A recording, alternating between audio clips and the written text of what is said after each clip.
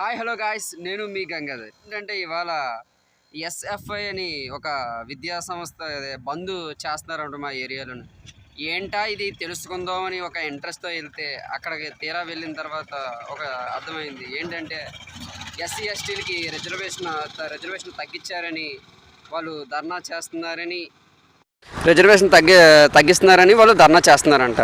అయితే నాకు అనిపించింది వాళ్ళు చేయడంలో తప్పలేదు. యాక్చువల్గా అయితే రిజర్వేషన్ ఎందుకు మొత్తం అంతా క్యాన్సిల్ చేసేస్తే మొత్తం బాగుంది అనిపించింది. మనుషులందరూ ఒకటే కదా, అలాంటప్పుడు మాకు ఈ క్యాస్ట్ల కోసం గొడవ ఎందుకు?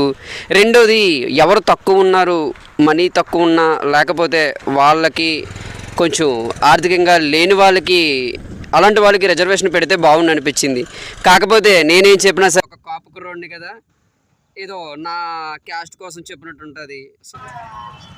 మొత్తానికి బంద్ కాదు కానీ స్టూడెంట్స్ మాత్రం ఇవాళ పిచ్చ హ్యాపీగా ఉన్నారు. ఇలాంటి మూమెంట్స్ వస్తే మామూలుగా ఉండదు కదా మరి.